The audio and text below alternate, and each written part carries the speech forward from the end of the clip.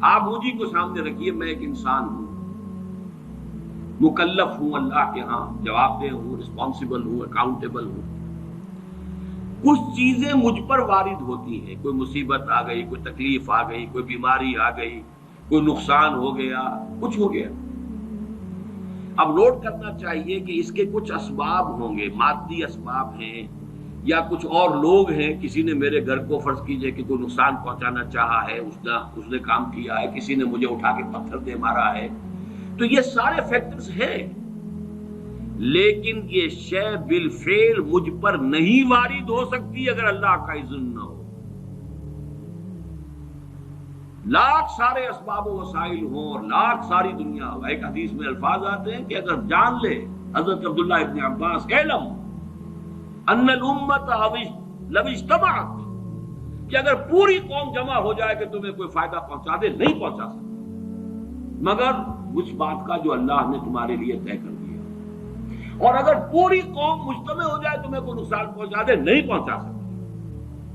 تو یہ اسباب و وسائل جو مجھ پر آ رہے ہیں، ان میں جو ہے فیصلہ کن شے اذن رب ہے۔ تو میں یہ بھی کہہ سکتا ہوں مجھ پر یہ اس کی لائی ہوئی مصیبت آ گئی، اور یہ بھی کہہ سکتا ہوں کہ اللہ کی طرف سے مجھ پر آیا، وہ خیر ہو یا شر ہو، بالقدر خیر ہی و شر ہی۔ بھلائی کسی نے کرنی چاہیے، اس کا مجھے احسان ماننا چاہیے، اس کا مجھے شکریہ ادا کرنا چاہیے، کوئی بدلہ دے سکتا ہوں تو دینا چاہیے، یہ دنیا کا معاملہ ہوگا۔ اسی طرح کسی نے مجھے نقصان پہنچایا، میں قصاص لے سکتا ہوں، قانونی طور پر مجھے اس کا حق حاصل ہے، لیکن یہ جان لیجئے کہ یہ اچھائی یا بھلائی مجھ تک نہیں آ سکتی تھی بغیر اذن رب۔ تو اذن رب شامل ہو گیا نا، تو میں اس کو شامل کر رہا ہوں، والقدر خیر ہی و شر ہی من اللہ تعالی۔ دوسری طرف میں کچھ کام کرنا چاہتا ہوں، اچھا یا برا جو بھی ہے، یا کوئی میرا منصوبہ ہے بہت بڑا، اب اس میں ایک تو میرا ارادہ ہے جو میرے اندر سے نکلا، ہزارہ عناصر ہوں گے کہ جو اس کے اندر انوالو ہوں گے، بہت سے مادی وسائل اس کے لیے درکار ہوں گے، اسباب نہ ہو جمع تو یہ کیسے کام شروع ہو سکتا ہے؟ اسباب کرے جمع، خدا ہی کا یہ کام۔ یہ عزم تیرا، یہ مجھے الفاظ پھر یاد آ گئے، وہ اکبر الہ آبادی کے، یہ میرے دروس میں یہ اشعار بہت آئے ہیں، اب کچھ ذہن سے اوجل ہو گئے۔ یہ عزم تیرا سعی سے دمساز ہو کیوں کر، عزم تو ہے، عمل کیسے ہو؟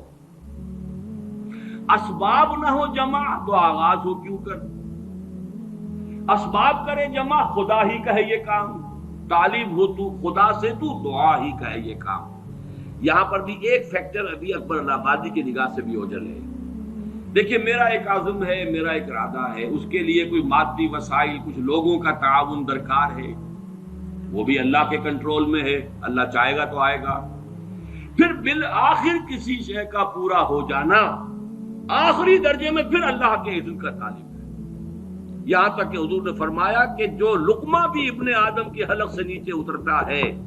اب وہ سارا آپ نے اس کے لیے کمائی کی، محنت کی، وہ کھانا پک گیا، آپ کی اہلیہ نے پکا لیا گھر پہ، اب یہ لقمہ اتر رہا ہے، اس وقت بھی اللہ سے اذن چاہتا ہے کہ میں اس کے حق میں غذا کا کام دوں یا زہر بن کر لڑ دوں۔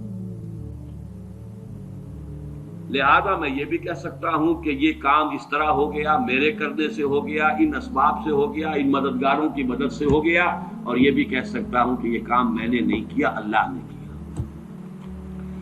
صرف جو ہمیں تلقین کی گئی ہے وہ یہ ہے، خیر وجود میں آ جائے تو اسے اللہ کی طرف منسوب کرو۔ الحمدللہ الذی ہدانا لہذا وما کنا لنہتدی لولا ان ہدانا اللہ، قل حمد، قل شکر، قل تعریف اس اللہ کی ہے جس نے ہمیں ہدایت عطا فرمائی۔ ہم ہرگز ہدایت نہ پا سکتے اگر اللہ ہمیں ہدایت نہ دے۔ غلطی ہو جائے تو اسے اپنی جانب منسوب کرو، ربنا ظلمنا انفسنا وان لم تغفر لنا وترحمنا لنکونن من الخاسرین۔ شیطنت اس کے برعکس ہے، خیر ہے تو میری، میں نے کی، اور شر ہے تو اللہ تو نے کروایا۔ فبما اغویتنی، اے اللہ تو نے جو مجھے اغوا کیا ہے، تو اب میں ثابت کر کے رہوں گا کہ یہ آدم اس اکرام و تکریم کا مستحق نہیں تھا جو تو نے اس کو عطا کر دی۔ یہ ہے شیطنت، شیطانیت، اور وہ ہے آدمیت۔ غلطی ہو، خرابی ہو، اپنی طرف منسوب کرو، اور اگر کوئی خیر ہے اللہ ਪਹਿਲਾ ਰੱਬ ਨੂੰ ਯਾਰ ਦਾ ਸ਼ੌਕ ਹੋਇਆ,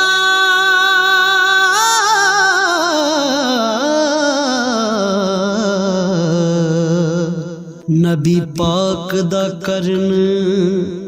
ਜਮਾਲ ਮਾਏ